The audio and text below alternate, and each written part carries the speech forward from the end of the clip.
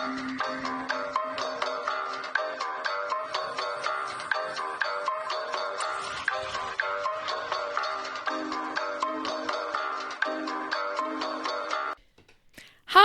welcome back to Historia. I'm Kylie. I'm Jamie. It's been a minute, and we're here to bring you some more topics. We apologize for the brief delay. Yeah. Life gets in Crazy. the way. Yeah. But we record anytime we can, and yeah, we're going to have some good ones coming up this month. Heck yeah, I'm excited. We did not just spend 20 minutes talking about Taylor Swift's new album. Yeah, no, what? Oh my God, we really unpacked it. At least we're not doing it here. Yeah. No. I would honestly skip forward too. I wouldn't. Okay, anyway, so yeah, we're here to tell you about history. So, in case you didn't know by the title. Oh my God. Maybe they're new. Oh yeah. We do a history podcast called Historia. You're listening to it. And we make history less boring. Hopefully. That's the goal.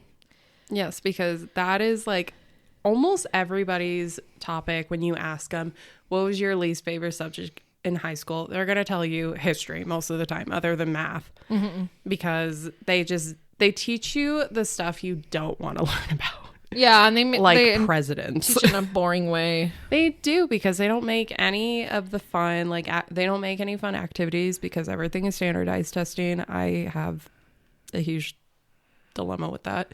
Yep, but me too.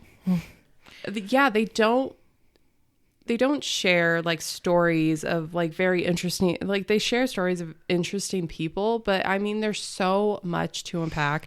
And I feel like with the United States here, they do not teach enough about the rest of the world, and that's a problem. Mm-hmm. Because then it's not in the curriculum. Yeah, because that then raises people to believe that it's all about the United States and it's all about them, and they don't know anything about the rest of the world. They can't even pinpoint where, I don't know, Paris is or France. They look at a map and they're like, oh, I don't know. Yeah, it's true. It's like it's geography really is sad. not taught much. No, only like once in high school. Yeah, and that's a problem. Yeah, as someone who tried to make history fun when I was teaching in a classroom and got in trouble for that, it's really frustrating. Exactly. Because I tried to make it like super fun and like explain it in a different way, and they're like, you have to follow the notes in the book. I was like, for real? It's terrible. They learn way more when I'm like excited about it and like making it sound like a story rather than like April 14th, 1950. Like, this is why I could not become a teacher. Like, I was on the road to becoming a teacher until I took an education class. I was like prepping for it, and I hated it. I was like, I don't want to be a teacher anymore because I don't like being told how to structure what I'm going to teach. Yeah. Like, I want to have the freedom to be able to kind of dive into different topics, and just like every class is going to have like your American history, American government, world history. But I think everything is very just like closed in of like what you're allowed to teach. And I'm like, but there's so much more. So I couldn't do it. Yeah. I think that's why I teach online now, because I can teach whatever I want. Yeah. Nobody's up my butt trying to like make me teach a certain way. Yeah. It's so much better. So anyway, that was our little rant, but that's why we created this podcast, because we want to be able to educate everyone, no matter their background, no matter where they live. We want to educate them on different people, different places, different events. So many things. We cover a lot. Literally. So today we're going to be talking about a person. Ooh. Because I think we just talked about Walt Disney. I was like, I think it's been a minute. We literally just talked about Walt Disney 2 weeks ago, but whatever. That was a re-record. So we are re-recording some of our old episodes because we sounded like we were underwater. Literally. So you can just listen to those and not go back to episode 2, whatever it was. Anyway, today's another person. And this was slightly inspired by the Taylor Swift album. I'm not going to lie. What? Yeah, it was, because it's kind of been consuming my life, and I was very intrigued by this person because their name is one of the song titles. Oh, Clara Bow? Yeah. Yeah. And so I was just like, why is she comparing herself to her? Like, what is the deal with this? So I have no idea who she is. okay, this is gonna be great. I didn't know either, but she is interesting.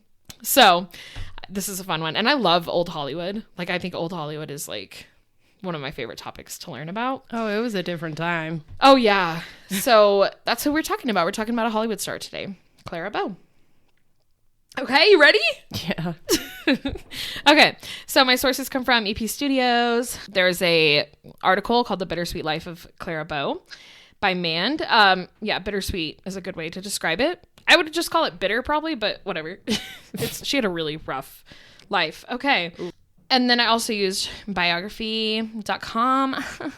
Can't go wrong with that. And then Factinate.doc, and then The Guardian. So lots of fun things here, but she's basically known as Hollywood's first it girl. That's what she's known for. And she was huge in the silent film era. So that's when she popped up. Okay. So I'm not gonna like talk about the Taylor Swift song the whole time. Okay, don't worry. But at the end, I'll just mention like probably what she's trying to say in the song, because obviously I know not all of you are Swifties, and that's totally fine. But also it's important to learn about other people in history, and that's the focus here. So let's talk about Clara Gordon Bow. Gordon. Yeah, Gordon. That was the name of the mouse that we killed in my house. Oh my God. Rest in peace, Gordon. Okay. Anyway, she was born on July 29th, 1905, in the middle of a heat wave in the Bay Ridge area of New York. She was the youngest of 3 and the only one to survive past childhood. Unfortunately, the family was very poor. Damn. And yeah, just rough from the very start. They did not have a good family dynamic, and especially after they lost the first 2 kids before Clara was born, it was like they didn't really have hope anymore. Yeah. Her mother, Sarah, was actually told not to get pregnant with Clara because her first 2 kids had died as infants. So they were like, if you get pregnant again, you're probably going to lose this child too. I don't specifically know what they died from, but I know it was genetic. So Interesting. yeah, I couldn't find any information about it though. I couldn't find how they died. So, but that's what we know. And she didn't really listen to them because she was like, I want a kid, which is kind of shocking because I mean, that's your role. she doesn't. Yeah, I think that's why she wanted a kid, because she doesn't actually enjoy Clara when she's born. Yeah. She doesn't want to be a mom. Mm-hmm. But I think it's just the idea of like, that's what she has to be. It's the expectation. Yeah. So, yes, their names rhyme. Sarah and Clara. They barely survived the birth. There was actually a moment where both of them were almost declared dead and then like bounced back. So she survived past childhood and was their only child, basically. I mean, if you don't count the first 2. And when Sarah was young, she fell from a 2nd-story window. So this is her mom that I'm talking about. Sarah and Clara, they sound very similar. But she fell from a 2nd-story window and began having seizures and had psychosis ever since from the head trauma. So obviously back then we didn't have like the research that we have now. So it's kind of hard to tell exactly what she had. But some people think she had epilepsy and other people think she had schizophrenia. Oh, God. So lots going on in her brain. Yeah. And it only got worse as she got older. Of course. So it made it really challenging for her to be a parent and a supportive parent at that. Clara had to control her mother and basically mother her, calm her down anytime she'd have a fit. And it got worse as Clara got older. And the bad thing is, I mean, that's already bad in itself, but the worst thing is that her father, Robert, was sexually abusive and would leave the home for long periods of time. He was often out of work as well due to his job. So not the best childhood, obviously. She didn't have anyone to love her. She pretty much raised herself at that point. Yeah. Yeah. And her mom. She raised her mom. Literally. So she fended for herself and grew up as a tomboy. That's kind of what she was known for. She was very like, I think the word tomboy is stupid, but like, you know, very much into like the sports and not typical girl things. And she'd get good grades, but got bullied a lot as well. People bullied her just for the way that she was a little bit different. And when she was 9, she witnessed her best friend die after being on fire. So, oh my God. yeah, that's another thing added to the trauma. She was living in an apartment and he was also in that apartment. And so she could hear him screaming in his room. And so she went over there and saw him on fire. Oh my God. Tried to help him. And then he died in her arms. Oh my God. At 9? Yeah. Oh my God. So there's that. Oh my God. Yeah. This poor girl. Yeah. And that's really, really hard to recover from, but especially back then. Yeah. Because at that point, that's only 1914. Oh my God. They're not going to take you to therapy. Like, you're not going to be able to unpack that. It's going to stay building up, you know, all that trauma. So one thing she was known for later on when she became an actress is being able to cry on cue at any instant. And she always explained that all she had to do was think of her childhood. Oh my God. That's so sad. I know. Very sad. Yeah. But that's why she was so good in the silent film industry. Yeah. Because she was really good at showing facial expressions and being able to tell a story with her whole face. And everyone was just like so fascinated by that. Yeah. Like, how can you tell a story without talking? People actually wanted her to not talk because her Brooklyn accent was very thick. Oh my God. So people didn't really like her voice. But they loved her face. Yeah. So she would watch movies to escape the horrors of her life as a kid, all the way growing up, especially as a teen. That's when she really became infatuated by movies. And so she decided she wanted to be famous. And she would go to movies and would read movie magazines, which were really popular back then. It would just like explain the different movies coming out and talk about them. And so she was obsessed with all of that. And her mother told her that she'd be better off dead than a Hollywood star, but that didn't stop her. I later found out as I was researching, and she described later in life that her mom threatened her with a knife when Clara said she wanted to go into Hollywood. Jesus. And threatened to kill her if she tried. So She probably had to run away. yeah. She basically was like, at age 16, she dropped out of school. And she's like, I'm going to go for my dreams. And she did it subtly. So she had this magazine, and it had a beauty contest in the magazine. And she asked her dad about it before her mom, obviously, because her mom's going to say no. And her dad, surprisingly, gave her money for it and helped her do it. So he had to help her like buy a dress, I think is what she needed for it. So then he also paid for a photographer to take pictures of her. And so she could enter the beauty contest, which is really surprising. You know, at least he was trying to support her dreams. But she was probably also like, I dropped out of school, so I need to do something. Yeah. And he's probably like, shit. Okay. And I don't want your mom to kill you, so let's just get you figured out here. Literally. Surprisingly, she actually won the contest. It's surprising because all the other contestants in the magazine all wore like fancy jewelry, and you could tell that they've been a part of beauty pageants and like they kind of just grew up with that. Yeah. I don't know if beauty pageants were a thing back then. They were, I'm pretty sure. Yeah. But for sure.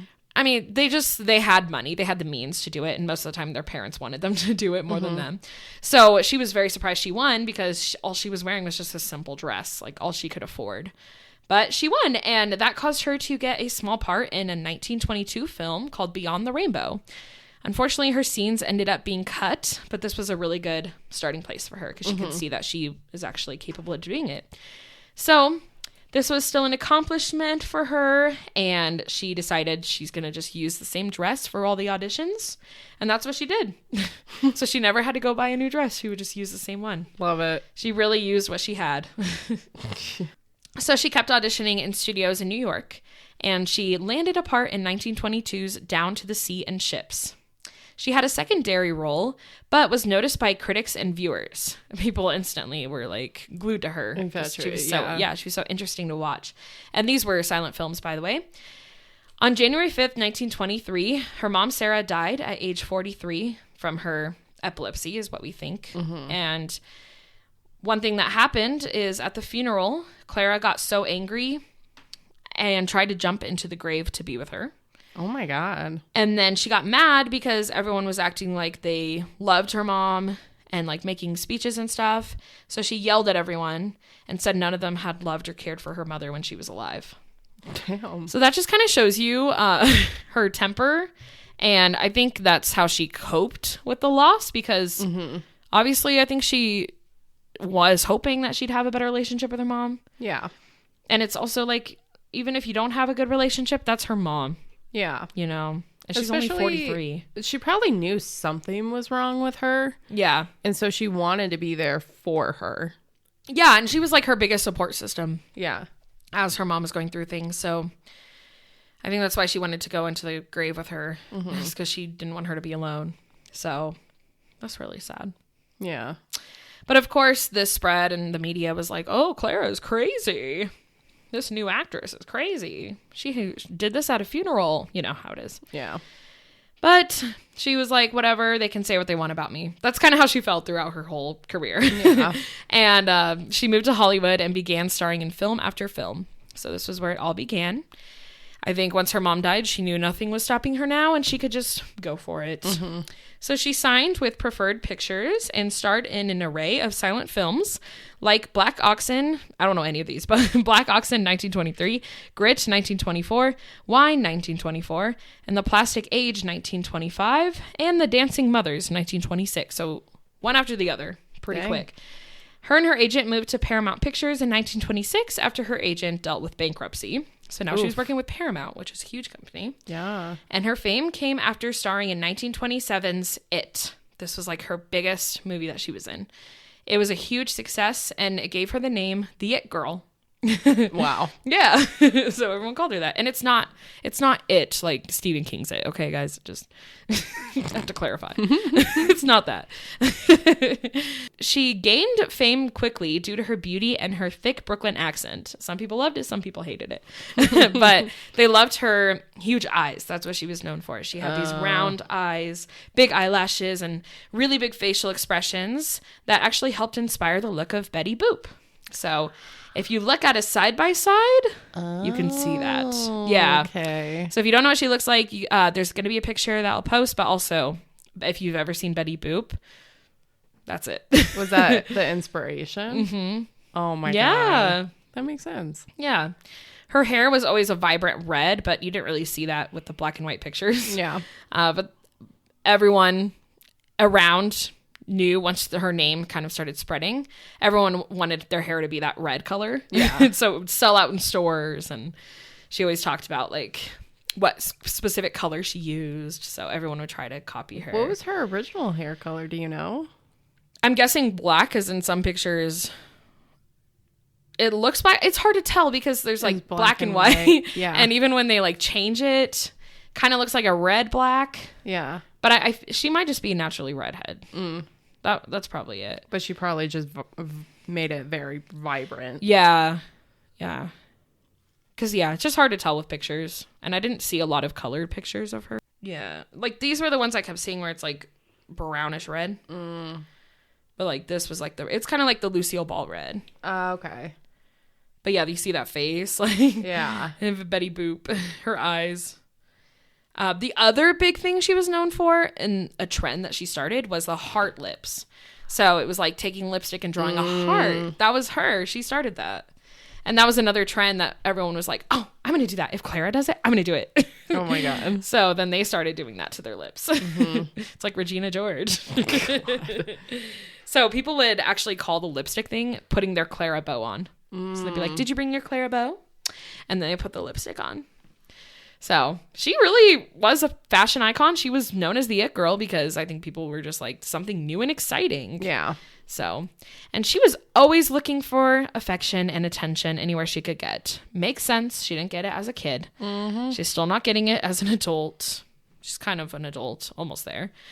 And so anytime where the media would start talking about her, she loved it. It didn't matter what they said. Anytime a man gave her attention, she loved it. And so she earned a reputation for being a flapper because she was such a big partier and very like sexualized throughout her career.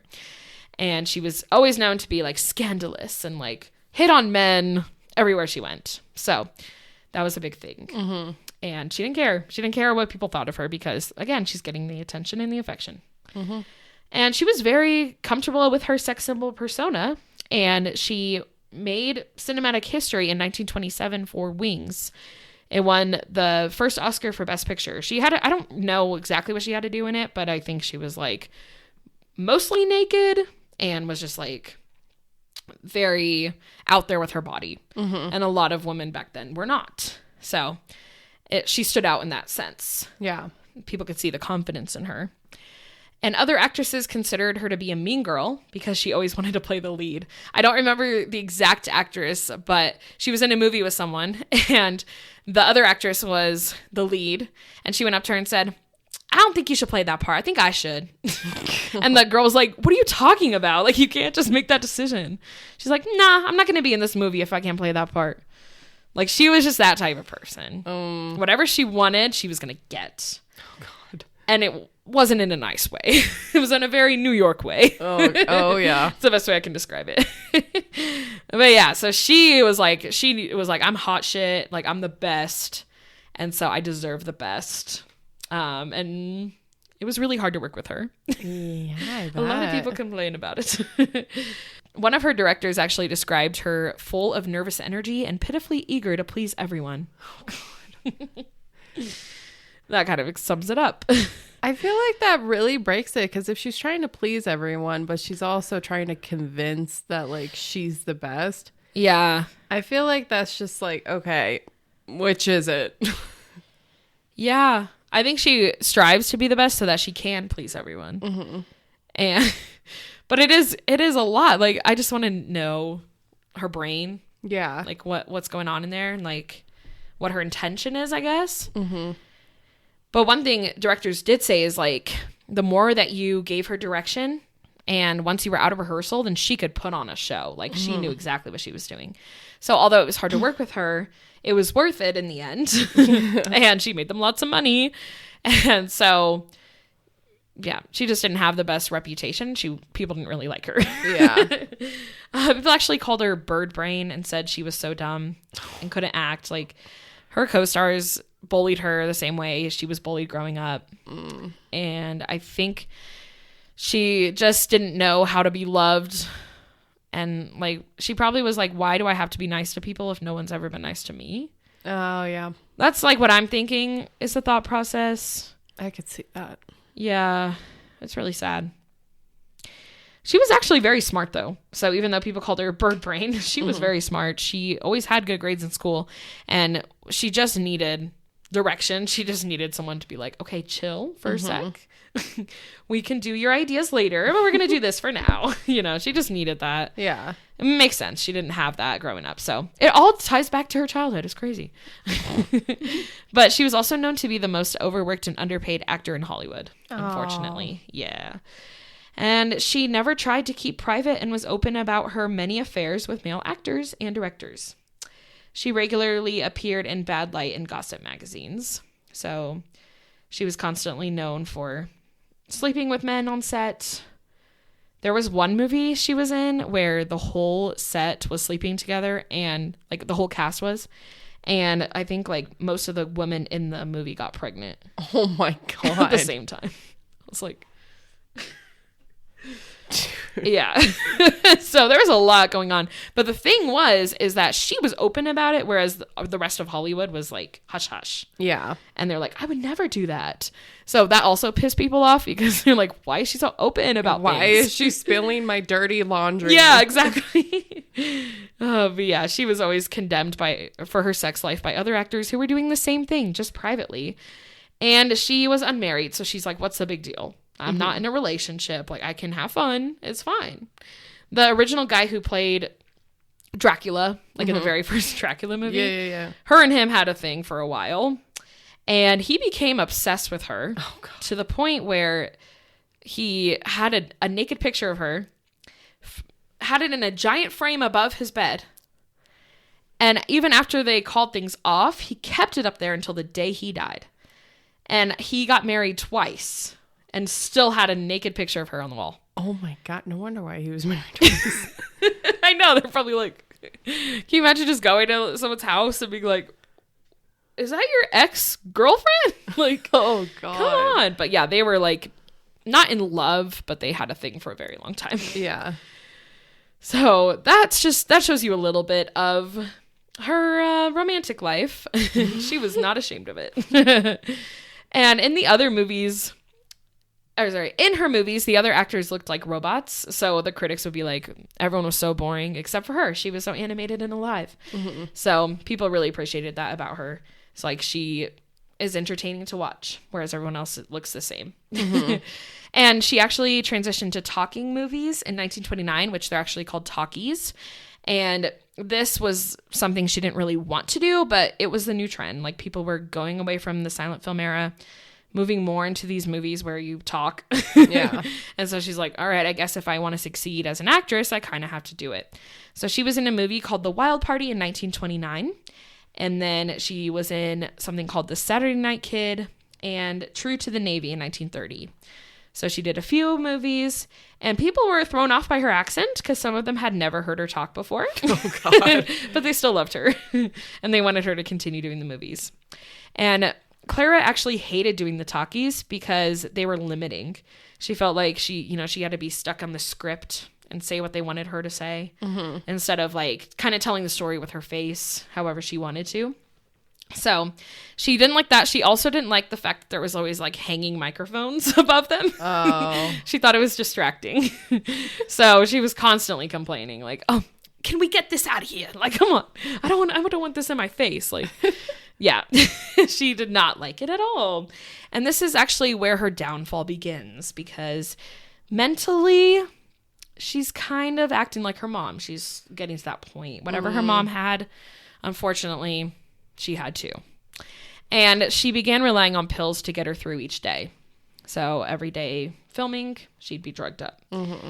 In 1931, she found out that her secretary, Daisy DeVoe, had been mismanaging her money. So she took her to court. Ooh. Now you would think, this would end well for her and Daisy would get like arrested. And then, I don't know, maybe Clara could get something from it, right? Mm-hmm. It actually ended to where Daisy called out Clara on a bunch of scandalous affairs at the trial. And this made the tabloids go crazy. Like, nobody really cared about the mismanaging money. Oh my God. Yeah. They only cared about this sex symbol. Like, seriously? So she got away with it, basically. Yeah. And this made Clara go even more crazy. She couldn't take it anymore. She actually checked herself into a sanitarium. And she's, at this point, only 25 years old. Oh, my God. Yeah. So she's already been through a lot in her life. And now she's like, I need help. Like, I think I can get help. And then after that, a couple of years later, she returned to Hollywood. She was like, okay, I think I'm ready to make a comeback. And she tried to do a few more movies, but her heart wasn't in it anymore. She actually admitted to the tabloids the only reason she returned to Hollywood is to make enough money to get out of it. Oh, yeah. Savage. Yeah. She was also engaged a few times through this time. So like 4-ish years. She was engaged like twice, I think. Mm-hmm. But she finally got married in 1932 to a cowboy movie actor, Western, named Rex Bell. He later became a politician in Nevada. Huh. Yeah. But they had 2 kids together and they were married for 20 years. Dang. Yeah. Unfortunately, they didn't have a happy life because, as we know, Clara's going a little bit crazy. Yeah. So she ended up retiring from acting after her last film in 1933 at age 28. Dang. She couldn't handle it anymore and she moved to a ranch with her husband in Nevada. Unfortunately, she ended up with the same condition as her mom, which again, people think is schizophrenia. And she got to a point where once she retired, she never went out of her house. She refused to be alone and she refused to socialize. So she wanted her husband there 24/7. She finally gets that affection she's been looking for. And anytime he would leave, she would just freak out. She became so unstable that her husband separated her from the kids. And so most of the kids' lives she was not a part of. And she was institutionalized in 1944. After being examined, a lot was discovered about her childhood. She was forced into shock treatment, so she was like admitting everything. Oh. So Clara actually told the doctors about how in February 1922, she woke up to her mother holding a butcher's knife to her throat. And she was able to escape and get away from her mom. And locked her up. She like locked her mom up in a room so she wouldn't go near her. The next day, she tried to talk to her mom about it, and her mom was like, I don't remember any of that. And so she was like, kind of put it in her brain to where she had to forget about it too. Yeah. So anytime she was about to admit it to somebody, she was like, never mind. I don't think that actually happened. Like, she kind of put it in her brain to where it didn't happen. Yeah. So she really tried to forget about it, but this was the first time she talked about it with somebody. This is years later, 22 years later. So this is also when her father's abuse, when her father's abuse was exposed, was this time as well. And she also talked about how her mom was a prostitute. So her mom kept yelling at her for going to Hollywood because she thought all of the actresses were whores, as she said. But then she was a prostitute. So there's that. But Clara ended up leaving the sanitarium and locked herself away in a bungalow instead of going back to her family. She was actually so mad that all of this came out. And she's like, I'm not crazy. There's nothing wrong with me. Everything I said was false. Like, nothing happened in my childhood. So she was just like stressed about opening up. And so she locked herself away for the rest of her life. She spent decades in that bungalow, accompanied only by a live-in nurse. Dang. Didn't see her husband again. Didn't see her kids again. And she even attempted to unalive herself a few times. She died of a heart attack in 1965 with her nurse by her side at age 60. So she lived to be 60 years old. But the last, 20 years of her life, not fun. And she was actually forgotten about for years. Many tried to pretend she didn't have the career she had. There were magazine articles that were like the top 100 most influential actresses of our time. And she got taken out of that because she was known to be like a madwoman. She was known to be crazy, and nobody wants that. Nobody cares about those people, you know? So people tried to erase her memory. They didn't want anyone to know about her until another actress actually wrote about Clara and how she was forgotten about and gave her recognition again and talked about her career and what she went through because she knew her personally. So even though she wasn't a huge fan of Clara, she was like, she's insanely talented. Like, we can't let her memory go. And she called out this producer for cutting out a lot of her scenes in movies as well, and like putting the movies out there without her in it. So this gave Clara the popularity. And ever since then, she's been known to be America's first it girl. Unfortunately, I don't think she's like super popular or well known as much as she should be for her talent. But it's like, it's one of those things where the time she grew up in, even like the 60s, nobody wanted to talk about the crazy ones. Yeah. So that's the life of Clara Bow. That's so sad. I know, it is really sad. But I mean, that was also old Hollywood. Yeah. A lot of them had very tragic lives. Oh, 100%. I mean, like half of them wanted to escape the life they were living. So of course they went to Hollywood. Right. So just to talk about the song real quick, I'm not going to land on it that long. The song is called Clara Bow, if you want to listen to it, by Taylor Swift herself. She compares herself to Bow, understanding the pressures of fame and success. And it makes sense if you kind of look at their careers. Like, Taylor is known for being with a bunch of guys, you know, and like that's what people get out of her career. They don't look at the talent, they look at that. They look at the gossip. So she's kind of just relates to her on that level. And there's always like that constant discussion of like, who's she dating now? What's going on now? Yeah. And they overlook, you know, what she's actually trying to put out there.